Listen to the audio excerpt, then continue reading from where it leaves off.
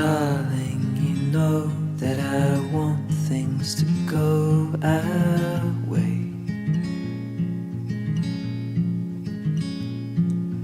I'll try to reach you to lean every single day. I wanna be somebody that you wanna love. Don't wanna reach for another, wanna color your world.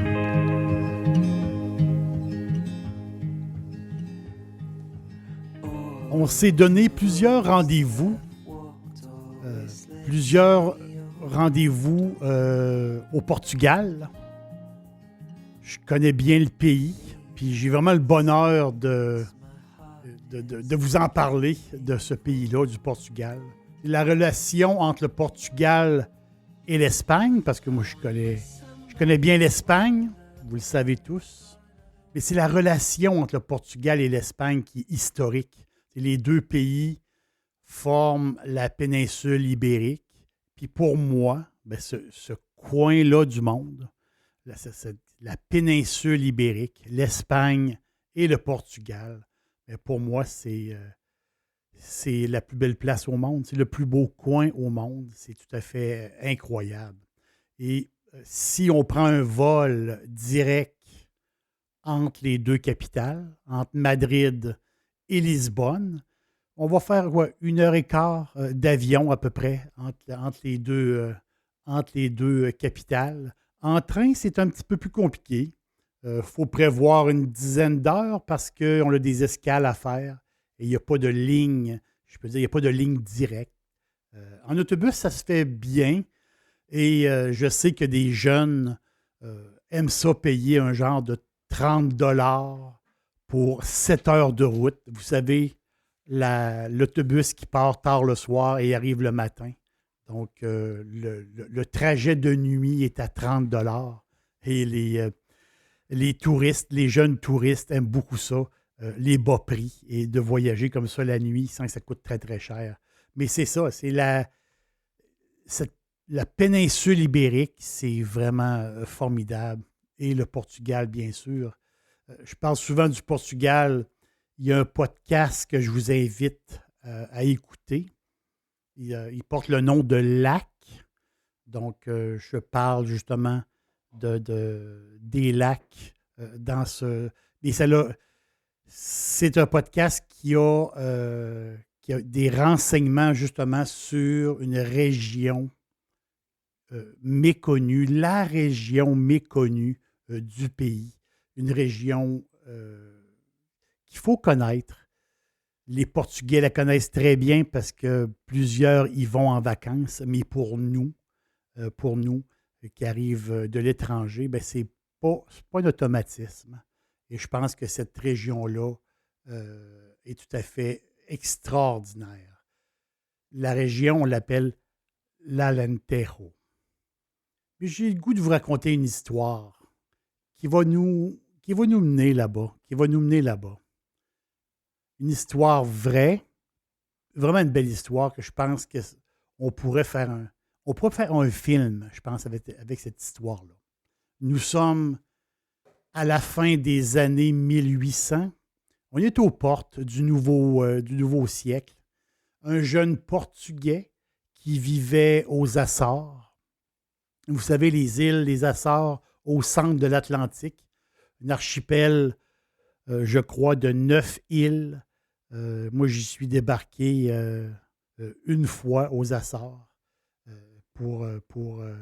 comme escale, justement, en avion. Et à la fin des années 1800, ce jeune Portugais part en voilier et veut se rendre en Amérique dans l'espoir d'y trouver du travail et de faire sa vie, possiblement. Et arrive à Boston, de la misère un peu à se trouver du travail et il entend parler que l'Ouest, on le sait, là, go West. Donc, l'Ouest, il y avait beaucoup de travail et il y avait beaucoup de possibilités. Et il décide de partir pour l'Ouest, part pour la Californie. Et c'est un long voyage. Il arrive sur place, il trouve tout de suite un travail et il trouve aussi l'amour.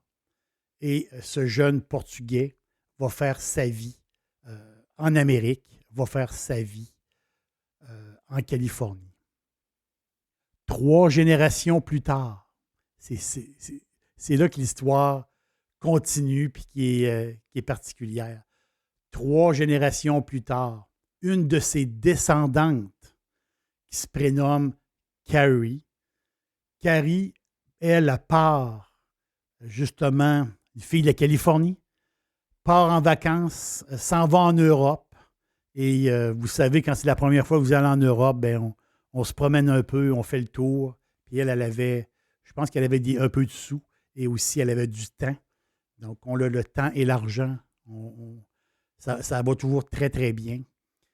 Et là-bas, en vacances, Carrie rencontre Hans. Hans, qui est un Danois, passionné de la voile et de l'aventure. Et c'est drôle parce que c'est une histoire de... C'est un film. On dirait que c'est pas vrai. Donc, les deux tombent en amour et elle décide d'embarquer sur le voilier de Hans et de se promener, justement, de continuer son voyage européen avec Hans et de se promener un peu de port en port et de faire le tour de l'Europe, je peux dire, mais en voilier par la mer. Arrive un moment donné, vers la fin du voyage. Vers la fin du voyage, il décide de quitter l'océan et d'entrer dans un fleuve. Donc, un fleuve, le Guadiana, le fleuve tranquille, qui sert de frontière entre l'Espagne et le Portugal. Donc, le Guadiana, c'est un fleuve qui serpente à l'intérieur du Portugal, puis de l'Espagne. Et il sert en grande majorité, ce fleuve-là, et la frontière entre les deux pays.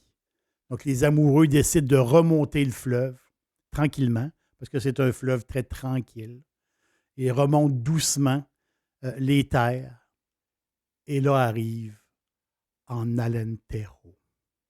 Arrive dans la grande région agricole, les grandes étendues de céréales, les tournesols à perte de vue, les oliviers, les vignobles, les grands espaces. C'est un peu, pour Carrie, ça lui rappelle un peu la Californie. Et pour Hans, lui, ça lui met des images dans sa tête comme Européen du Texas. Vous savez, ces grandes étendues qu'on s'imagine. Et les deux jettent l'ancre, justement, sur le fleuve, tout simplement sur le fleuve, au cœur de l'Alentejo. Ils jettent l'ancre et décident d'y passer quelques jours. Mais les quelques jours deviennent des semaines. Et là, ils prennent, très, très amoureux, ils prennent la décision d'y vivre. Donc, leur vie complètement changée. Donc, cette fin de voyage-là devient une nouvelle aventure, l'aventure d'un couple qui décide de s'installer là-bas. Les deux adorent la place, vraiment. Et là, ayant un peu d'argent, ils ont été capables de s'acheter une propriété qui est près du village de Vidigueira, un petit village de rien du tout. Et la propriété, c'est comme une genre de ferme à moitié abandonnée. On pourrait dire genre de petit mini ranch, mais vraiment en piteux état. Donc, décide d'acheter ça pour pas trop cher, pas trop de sous. Et ce mini ranch-là, si je peux dire, porte le nom de Cortés de Cima. Si j'essaie de traduire, mon portugais n'est pas très bon. La coupe de eau, je ne sais pas trop comment le traduire comme ça veut peut-être dire d'autres choses. Mais donc, ils s'installent là-bas et ont acheté justement ce petit ranch-là pour s'installer. L'Alentejo, c'est un grand territoire. On parle de 800 000 habitants. C'est la campagne tranquille. 800 000 habitants sur tout ce grand territoire-là, c'est très peu. Donc, c'est vraiment un coin tranquille, agricole et de toute beauté. Les mois passent et le retour pour eux, là, le retour sur le voilier, ben, ça ne se fera pas. Ils ont décidé que c'était terminé et les deux amoureux ont adopté le mode de vie, justement, des gens de la place. Ils ont adopté, se sont fait des amis, justement, et euh, ont un projet. Ils ont un projet commun, un grand projet de planter de la vigne et d'avoir un vignoble qui est un projet énorme, surtout qu'il n'y a pas un plant de vigne de planter. Donc là, on est en 1991. Donc, les revenus du couple viennent des produits maraîchers. Ils travaillent le champ, ils ont planté beaucoup de choses. Et à un moment donné, ils décident de planter, là, ça commence, hein, ils décident de planter 50 hectares de vignes, en grande partie de la Syrah, un cépage français. Au début, c'était vraiment, il était sur la Syrah et qui était, et 5 ans plus tard, avec 2 enfants, parce que les enfants sont arrivés, 5 ans plus tard, ben, la vigne produit des fruits assez matures, assez, on va dire, à une certaine maturité. Ben là, on peut commencer à faire du vin 5 ans plus tard. 5 ans plus tard, la vigne est prête et les enfants sont là avec eux. Et là, c'est un désastre parce que le vin qu'ils ont fait, le résultat est plus que médiocre. Ils ont même peut-être fait un peu rire d'eux par des gens qui connaissaient un peu leur projet. Ils ont dit ouais, c'est pas facile, hein, tu sais. Ils ont vraiment eu de la misère au début. Pas mal de misère. Et ils ont eu aussi des pertes financières qui c'est assez impressionnantes. 1998, et là, on est quoi? 1 an ou 2 ans après le désastre. Ce même vin, le même raisin, la même vigne a gagné un prix impressionnant au Wine Challenge de Londres comme meilleur Syrah. Et là, depuis 2000, les prix s'accumulent pour Cortés des Cima. Donc, leur projet a décollé. Et là, ils accumulent les médailles. Aujourd'hui, Cortés des Cima, ben, c'est 7 cépages. Maintenant, c'est 130 hectares. C'est un gros, c'est une grosse place, là. C'est vraiment très, très grand. Mais ce qui est drôle, c'est qu'au début de tout, quand ils ont choisi le cépage, quand ils ont choisi la Syrah au début, mais la Syrah était interdite de plantation. Et les règlements de l'époque favorisaient les cépages locaux. Mais eux autres ils ont décidé de planter de la Syrah parce qu'ils étaient convaincus que ce cépage-là était bien adapté au climat local et aussi au sol. Donc, leur pari du début, leur échec, et par la suite, ben, c'est la totale. C'est des syrahs tout à fait formidables.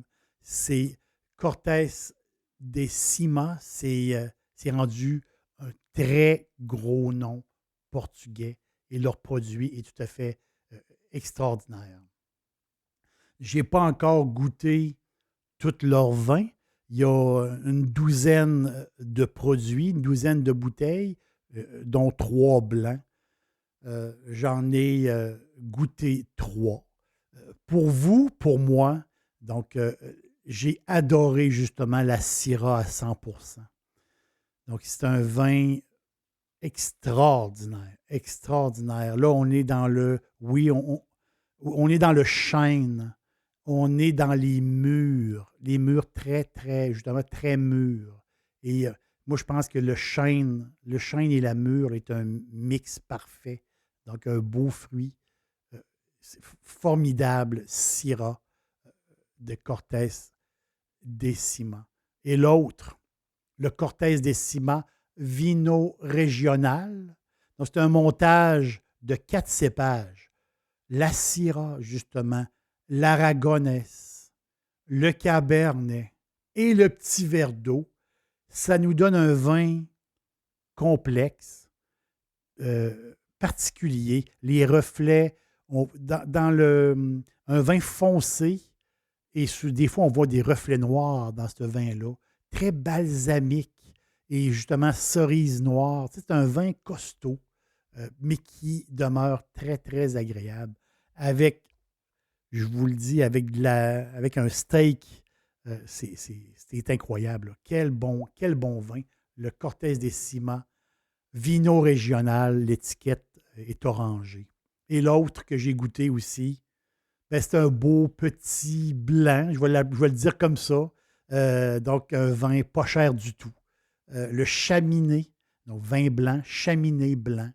C'est un mélange de 4 cépages. Donc, c'est un montage de 4 cépages à la base avec du Sauvignon blanc et de l'Antaovas, un cépage typique portugais qu'on voit de plus en plus. Donc, c'est un montage de 4 cépages. Il se donne un vin, un bel apéro. Vous voyez, le bel apéro et à vraiment un prix d'amis, très, très le fun. Donc, ça, c'est les 3 vins que j'ai goûtés de Cortés Décima.